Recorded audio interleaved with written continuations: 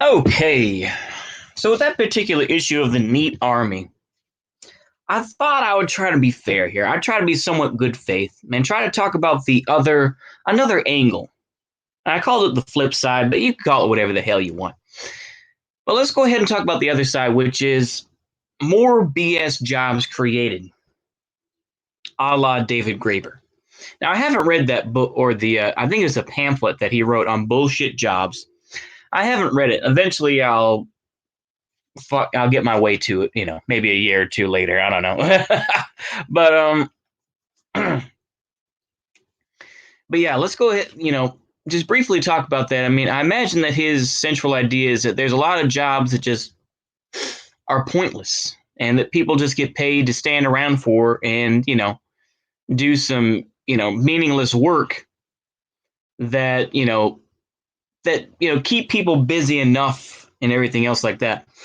And this could be another potential angle that the powers that be, as I'm going to repeat, want to implement an idea that we're going to have more jobs that are just absolutely useless, but it keeps people busy, particularly folks in their teens, 20s, and 30s, which I'm going to assume are the ones that are angry that have a real potential to do some real harm.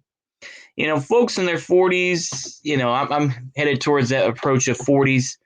So you can see I'm not as, the anger is still there, but it's just much more impotent, I guess you could say. I hate to use that word, but impotent is the real word. It's like when you're younger, you have all this energy, you're mad and upset, that's how people become MLs or anarchists or whatever. They're like, we're going to change the system.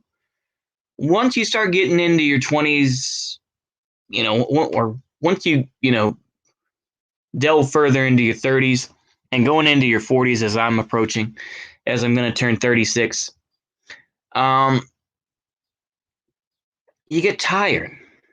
You've been through, it's like for people like me, we've been through a fair amount of jobs and we kind of know the game where it's just like, okay, yeah, you do enough and then they're going to kick you to the curb after a while. And you try to pick up the signs of what they're going to do. It's like they haven't talked to you, they isolate you from folks and everything, and you try to figure out.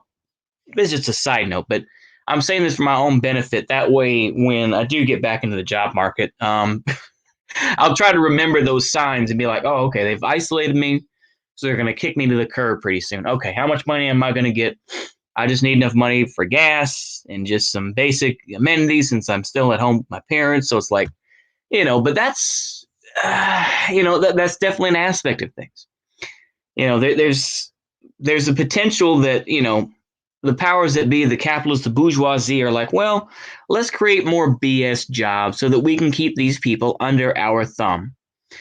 And, I think that's probably that could be more realistic to just let them be fired or whatever. That's nice, but I think that, it's unrealistic.